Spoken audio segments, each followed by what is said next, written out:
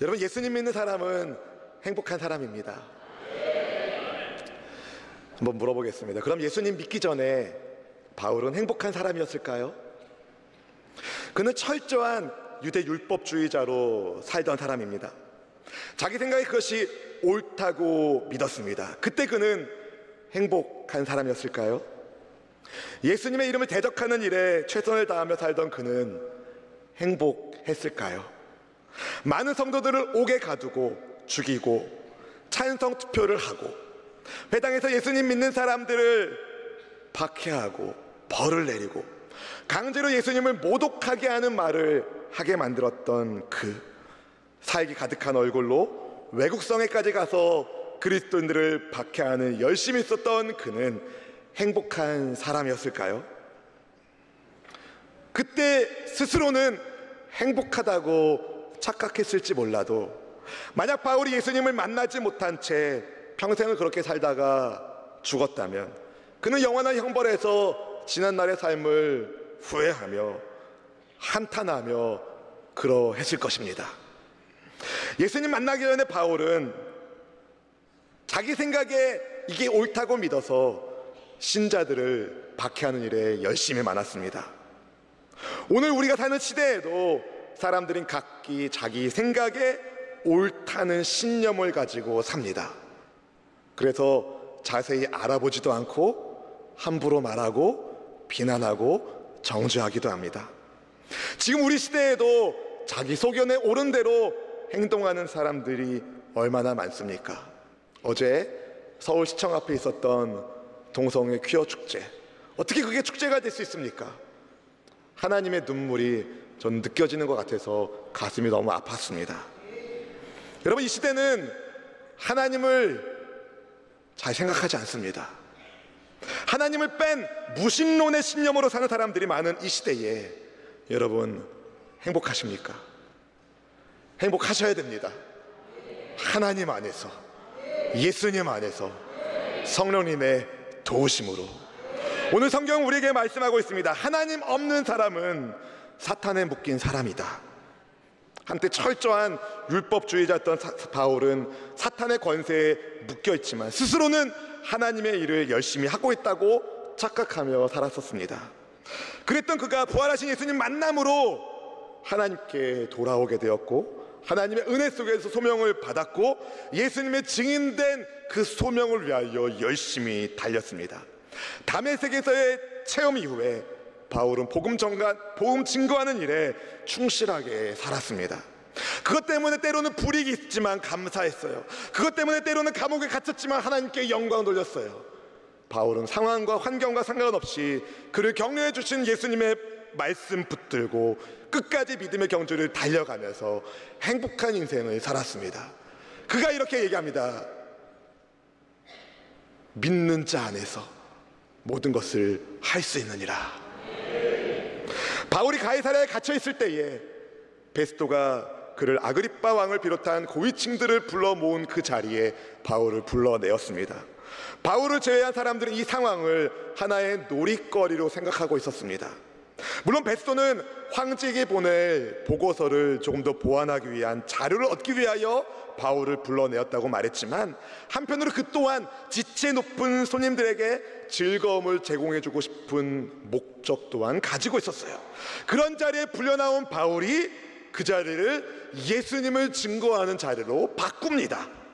한때 복음을 핍박하던 그가 어떻게 복음을 증거하는 사람이 되었는지 자기의 부끄러운 과거를 낱낱이 고백하면서 부활하신 예수님을 전했습니다. 예수님 만나기 전 바울은 자기가 예수님을 대적하고 그리스도인을 핍박하는 일에 굉장히 열심을 냈다고 진술합니다. 누가 바울에게 그렇게 하라고 시킨 게 아니라 그것은 스스로 생각하기에 너무 당연하다고 생각했어요. 예수 믿는 것을 방해하고 박해하는 것은 당연한 일이다. 예수님 만나기 전에 바울은 그렇게 생각했습니다. 본문의 9절 말씀은 이렇게 이야기합니다. 9절 말씀을 읽어볼까요? 나도 나사렛 예수의 이름을 대적하여 많은 일을 행하여야 될 줄 스스로 생각하고. 아멘. 나도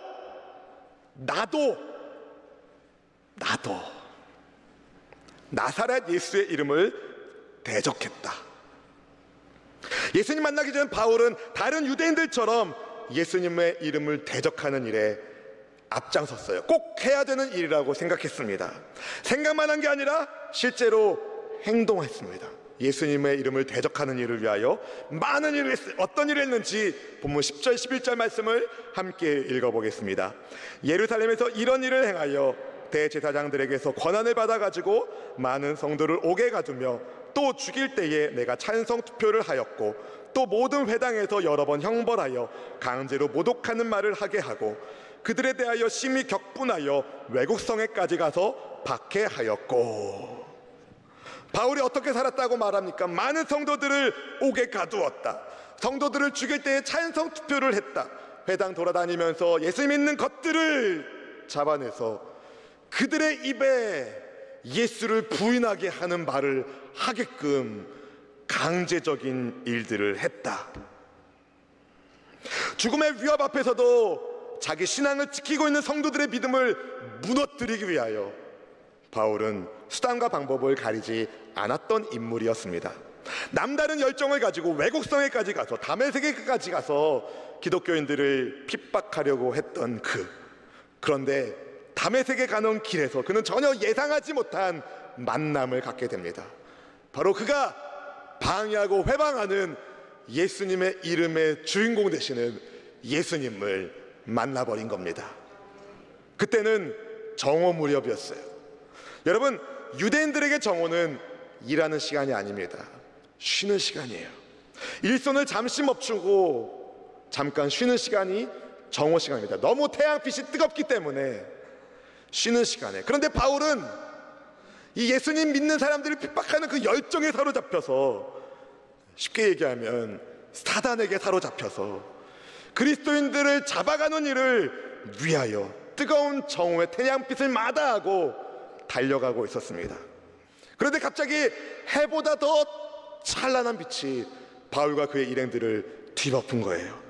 깜짝 놀란 바울의 일행들이 바짝 땅에 엎드렸을 때 어떤 소리가 바울 귀에 들렸습니다. 바로 예수님의 소리였죠. 본문 14절 말씀을 같이 읽어봅니다. 우리가 다 땅에 엎드려짐에 내가 소리를 들으니 히브리 말로 이르되 사울아 사울아 네가 어찌하여 나를 박해하느냐 가시체를 뒷발질하기가 내게 고생이니라. 사울아 사울아, 바울의 히브리식 이름을 부르신 예수님께서 왜 나를 박해하니 물으십니다. 그리고는 가시체를 뒷발질하기가 너에게 고생이라는 말씀을 하십니다. 여러분, 가시체는요 한 2에서 2.5m 되는 막대기인데요, 가축을 몰 때 쓰는 막대기입니다. 끝은 뾰족한 철심이 박혀 있어서 소를 이쪽으로 보낼 때 이쪽을 쿡쿡 찌르면 소가 찌르는 게 싫어가지고 방향을 틀립니다. 그렇게 소의 방향을 움직이는, 가축을 모는 데 쓰던 이 가시체로 이렇게 주인이 쿡쿡 찌르면 주인이 원하는 방향으로 가야 되는데, 성질 나쁜 소는 드립다 뒷발질을 하곤 합니다. 그럼 어떻게 됩니까? 그 가시체에 자기 발이 찔리는 거예요. 어떤 일이 생겼습니까? 소리내며 피를 흘리겠죠. 자기가 다치는 거예요. 하나님은 바울을 쿡쿡 찌르면서 올바른 길을 가도록 인도하고 계셨습니다. 그런데 바울은 계속 그동안 뒷발질하고 있는 거예요. 예수님 믿는 사람들을 잡아가둬야 된다고 계속 뒷발질하고 있는 거예요. 하나님을 위한다고 하지만 정작 하나님의 일을 방해하고 있는 그에게 예수님이 말씀하십니다. 가시체를 뒷발질하는 것이 너에게 고생이다. 바울이 얼마나 놀랐을까요? 자기가 살아왔던 지난날의 시간들이 부정당하는 장면입니다. 나름 열심히 하나님의 일을 했다고 생각했는데 하나님이 인정해 주지 않는, 오히려 뒷발질했다는 주님의 말씀 앞에 바울의 마음이 무너지기 시작합니다. 힘 빠진 바울에게 주님이 자기의 정체를 알리시죠.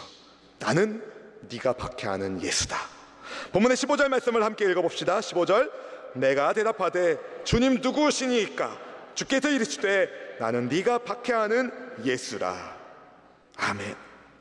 예수님께서는 성도들이 받는 박해를 예수님의 박해로 생각하셨어요. 무슨 말씀이냐면 예수님은 성도들과 하나이십니다. 성도들과 함께 하시는 분이세요. 바울은 가슴이 철렁 내려앉았습니다. 예수님의 이름을 모독하기 위하여 그동안 그가 행했던 막 사람들을 때리고 잡아가지고 막 무서운 눈빛으로 조롱하고 예수의 이름을 부인하라고 부정하라고 강압적으로 그렇게 했었던 지난날의 시간들이 필름 돌아가는 것처럼 스쳐 지나갔을 것입니다. 이제 난 죽었구나 했을 거예요. 그런 그에게 주님이 이상한 말씀을 주십니다. 일어나 너의 발로 서라. 사명을 주시는 거예요. 사명을. 본문 16절 말씀을 같이 읽어봅니다. 일어나 너의 발로 서라. 내가 네게 나타난 것은 곧 네가 나를 본 일과 장차 내가 네게 나타날 일에 너로 종과 증인을 삼으려 함이니. 아멘. 여러분, 놀라운 말씀을 주님이 바울에게 주시는데요, 내가 네게 나타난 것은 나를 박해하는 너를 벌 주기 위함이라. 그런 말씀 안 하셨어요. 일어나 너의 발로 서라. 내가 너를 통하여 하고자 하는 일이 있단다. 네가 나를 본 것과 그리고 앞으로 내가 너에게 보여줄 일을 증거하는 증인으로 내가 너를 삼으려 한다. 너는 나의 종이고 너는 나의 증인이다. 놀라운 은혜를 바울이 입습니다. 벌 받아도 할 말 없는데 주님의 종으로, 주님의 증인으로 주님의 부르심을 받은 겁니다. 초자연적인 예수님의 임재 속에서 바울은 갑작스럽게 회심을 하게 되죠. 그래서 여러분, 주님은 때로는 이렇게 초자연적인 방식으로, 이슬람 국가 같은 곳에서는 막 꿈속에서 예수님이 나타나셔서 막 회심하는 일이 생기거든요. 그렇게 초자연적으로 역사하기도 하시지만 많은 경우에 평범한 일상에서 주님은 주의 백성들을 부르십니다. 여러분, 다윗은요, 양치다가 불려가지고 기름 부음 받았어요. 엘리사는 밭 갈다가 주님의 부름을 받았어요. 베드로를 비롯한 예수님의 제자들은 물고기 잡다가 그물 닦다가 예수님의 부름을 받았습니다. 여러분, 어떻게 부름받았냐가 중요한 게 아니라 부름받은 나를 주님이 사랑하시는 것이 중요합니다. 사랑하는 성도 여러분, 세상에 사람이 없어서 나를 부른 게 아닙니다. 내가 남들보다 잘나서 부르신 것도 아닙니다. 탁월해서 부른 것도 아닙니다. 우리를 사랑하셔서, 주님은 바울을 사랑하셔서 부르셨어요. 바울을 사랑하셔서 부르셨다. 주님의 마음에 바울의 행동이 너무 가슴 아팠던 거죠.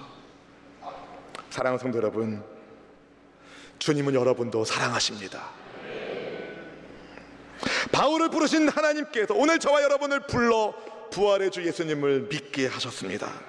그렇다는 것은 우리에게도 주님께서 주시는 사명이 있다는 거예요. 그 사명을 감당하려면 우리는 먼저 주님의 말씀을 붙잡고 내 발로 일어나야 됩니다. 내 발로 일어나야 됩니다. 에스겔 2장 1절 말씀은 우리에게 이렇게 말합니다. 그가 내게 이르시되 인자야 네 발로 일어서라. 내가 네게 말하리라 하시며. 사랑하는 성도 여러분, 때로는 주저앉고 싶을 때가 있다 하더라도, 다 포기하고 쓰러지고 싶어도 하늘 소명을 받은 사람은 일어나야 됩니다. 일어나야 됩니다. 나를 일으키시는 소명 잡고 일어나야 됩니다. 예수님께서 바울에게 주신 사명이 무엇입니까? 너는 나의 종이다. 너는 나의 증인이다. 예수님의 종으로서, 예수님의 증인으로서 바울을 통하여 주님이 이루고자 싶은 뜻이 있으셨는데 그게 무엇인지 본문 17절 18절 말씀을 함께 보겠습니다. 17, 18절. 이스라엘과 이방인들에게서 내가 너를 구원하여 그들에게 보내어 그 눈을 뜨게 하여 어둠에서 빛으로 사탄의 권세에서 하나님께로 돌아오게 하고 죄사함과 나를 믿어 거룩하게 된 무리 가운데서 기업을 얻게 하리라 하더이다. 아멘. 바울을 향한 하나님의 부르심에는 목적이 있었습니다. 저와 여러분을 향한 하나님의 부르심에도 목적이 있습니다. 누구야? 불렀는데 예 하고 달려왔는데 안 불렀는데 주님 그런 분이 아니신 거예요. 저와 여러분을 주님이 부르셨다는 것은 우리를 통해서 주님께서 이루고자 싶은 계획이 있기 때문입니다. 그 계획이 무엇입니까? 하나님 나라를 세우는 거예요. 따라해볼까요? 하나님 나라를 세우자. 여러분, 어떤 그리스도인들은 구원받는 것, 예수님 믿는 것을 구원받는 것으로만 생각합니다. 그거 맞습니다. 그런데 천국 가는 것만이 목적이 아니에요. 구원받은 성도들을 통해서 하나님이 이루고자 싶으신 계획이 있는데, 그것은 바로 그를 통하여 하나님 나라를 세우는 겁니다. 하나님 나라를 세우는 것, 하나님 나라를 세우는 것. 저와 여러분을 통해서 하나님 나라를 주님은 세우길 원하십니다. 가정에서, 직장에서, 일터에서, 교회에서, 나라와 민족 가운데 하나님 나라를 세울 사람을 주님이 찾고 불러내신 겁니다. 사랑하는 성도 여러분, 하나님 나라를 세우는 사람이 행복한 사람이에요. 나를 일으키시는 하늘 소명을 받은 사람으로서 우리는 어떻게 하나님 나라를 세워야 하겠습니까? 첫 번째, 영안을 뜨게 해야 됩니다. 영안을 뜨게 합시다. 아멘. 영안을 뜨게 합시다. 예수님 만나지 않고는 영적인 눈을 뜰 수가 없습니다. 세상의 가치관에 눈이 가려져 있기 때문에 그는 하나님의 뜻이 아닌 사람의 욕심에 취해, 좀 더 정확하게 얘기하면 사탄에게 속아서 살게 됩니다. 그런 사람들은 아무리 많이 배웠고 많은 것을 가지고 있고 탁월하다 하더라도 예수님을 구주로 믿지 않는 그 사람은 영안이 닫힌 사람입니다. 어두운 사람입니다. 바울이 그랬습니다. 바울이 그랬습니다. 예수님 만나기 전까지 바울은 눈이 어두운 사람이었어요. 그래서 성도들을 죽일 때에 기꺼이 찬송 투표를 던지면서 양심의 가책을 느끼지 않았고, 회당에서 성도들에게 강제로 벌을 주면서 예수님의 이름을 모독하게 하는 그 순간 그는 웃었던 사람입니다. 영안이 열린 사람은 할 수 없는 일을 바울은 했었습니다. 눈에 뵈는 게 없으니까 하나님의 뜻을 반대로 했던 것이죠. 그렇게 눈이 어두웠던 바울의 눈을 예수님이 뜨게 하십니다. 길이요 진리요 생명이신 예수님께서 그의 눈을 뜨게 하셨습니다. 사랑하는 성도 여러분, 눈을 뜨십시오. 혹시 여전히 영적인 어둠 속에서 헤매는 분이 계시다면 오늘 복음 앞에 서시기를 축복합니다. 예수님을 만나면 영안이 열려집니다. 복음 앞에 정직하게 서면 영의 눈이 떠지게 됩니다. 내가 열심히 뜨려고 떠지는 게 아니라 예수님 만나면, 복음 앞에 내가 서면 눈이 떠지게 되어 있어요. 더 이상 어둠이 아닌 빛의 인생이 되는 겁니다. 우리의 영안을 뜨게 하신 주님을 보고 주님 사랑합니다 고백하고 예수님의 종으로, 예수님의 증인으로 주님을 증거하는 저와 여러분들에게 주님의 이름으로 축원합니다. 저를 따라 한번 고백합시다. 우리는 예수님의 종입니다. 예수님의 증인입니다. 아멘. 두 번째, 사탄에게서 하나님께로 돌아오게 해야 됩니다. 하나님 나라를 세우려면요, 사탄에게 묶이는 사람들을 건져내서 하나님께로 돌아오게 해야 됩니다. 바울은 대제사장들에게서 권한을 위임받고 예수님 믿는 사람들을 처벌하려고 했는데, 그런 하나님의 뜻을 반대로 행하던 바울을 하나님은 불벼락을 내리신 것이 아니라 은혜의 빛을 부어주셨어요. 분노로 부활하신 예수께서 바울을 심판하신 것이 아니라 압도하시는 사랑으로 바울을 점령하셨어요. 사로잡으셨어요. 주님의 사랑 속에서 바울은 비로소 사탄의 권세에서 하나님께로 돌아선 사람이 되었습니다. 그 은혜를 누린 바울이 골로새 교회 성도들에게 이런 말을 남깁니다. 골로새서 1장 13절 말씀 같이 읽어봅니다. 그가 우리를 흑암의 권세에서 건져내사 그의 사랑의 아들의 나라로 옮기셨으니 아멘, 아멘, 아멘. 바울이 뭐라고 고백해요?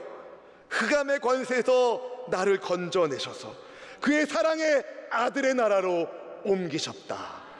아멘. 바울처럼 예수님 믿는 저와 여러분은 흑암의 권세에서 건져내어 사랑의 아들의 나라로 옮겨진 사람들입니다. 이렇다는 것은 더 이상 사탄의 권세가 우리를 좌우지할 수 있다 없다?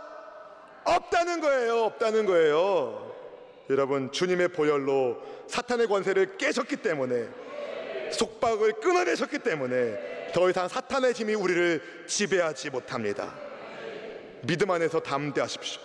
죄와 저주의 속박에서부터 자유케 된 성도 여러분, 하나님 안에서 부어지는 생명과 그분의 은혜를 풍성히 누리시는 저와 여러분이 행복한 사람입니다. 믿으시면 아멘, 더 크게 아멘. 여전히 사탄의 권세에 묶인 사람처럼 살지 마십시오. 그리고 사탄의 권세에 묶인 영혼들을 불쌍히 여기시고 그들에게 사랑의 아들 나라를 소개하는 예수님의 전령이 되십시오. 우리는 부활의 복음, 예수님을 믿는 하나님의 백성입니다. 예수님의 종입니다. 예수님의 증인입니다. 아멘.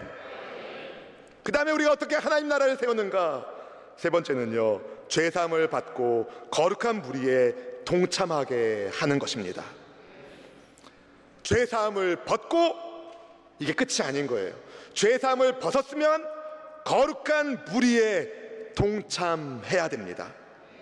예수님을 믿는 성도는요, 나 혼자가 아니라 죄사함을 받은 다른 믿음의 지체들과 함께 거룩한 하나님 나라의 백성 공동체를 이룹니다. 교회가 되는 겁니다. 전에는 죄로 인하여 죽은 자였지만 나의 죄를 대신하여 십자가 위에서 죽으신 부활하신 예수님의 사랑 안에서 죄사함의 은총을 입었기 때문에 나 또한 다른 사람에게 은혜를 베푸는 사람이 되면서 하나님의 거룩한 공동체를 이루게 됩니다. 죄 아래서는 심판, 진노, 사망의 공포에 시달렸지만 하나님의 은혜 아래서 우리는 영생의 기쁨을, 천국의 은혜를, 하나님 나라의 소망을 품고 나누게 됩니다. 이 놀라운 기쁨을 저와 여러분이 받으셨다는 사실을 믿으시기를 축원합니다. 지금도 얼마나 많은 사람들이 사탄에게 속아서 죄의 늪에서 벗어나지 못하고 있는지, 여러분, 하나님의 거룩한 백성 된 우리가 일어나서 이 생명의 복음을 전해야 됩니다. 눈을 뜨게 하여 어둠에서 빛으로 오게 하고 사탄의 권세에서 하나님의 백성으로 돌아오게 하고 죄사함을 받고 거룩한 하나님의 백성이 될 때에 그 사람이 바로 하나님의 기업을 잇는 하나님 나라의 상속자가 되는 겁니다. 여러분, 이것은요 철저히 주님의 은혜입니다. 나의 노력으로 되는 것이 아니기 때문에 예수님께서 이 일을 이루시는 것이죠. 우리의 영안이 열리고 빛의 사람이 되고 하나님의 자녀가 되고 죄사함을 받고 주를 믿어서 거룩한 백성의 공동체의 일원이 된 우리는요, 하나님의 은혜가 있다는 사실을 기억하십시오. 그럼 우리를 통해서 주님은 나와 같은 회심한 그리스도인들이 나오기를 원하십니다. 그래서 우리는 예수님을 소개하는 예수님의 종, 예수님을 전하는 예수님의 증인이 되어야 됩니다. 잠시 여러분 한번 떠올려 보십시다. 예수님 믿기 전에 나는 어떤 사람이었는지, 내가 예수님 믿지 않았더라면, 주님께로부터 오는 부활의 소망이 내게 없었더라면 나는 어떻게 살고 있었을까요? 예수님 믿지 않으면 아무리 벳소처럼 높은 지위에 있더라도, 아그리파 왕처럼 화려한 옷을 입는다 하더라도, 예수님 만나기 전 바울이 그랬던 것처럼 권한을 가지고 많은 일들을 했다 하더라도 그 일은 헛된 일이 되고 맙니다.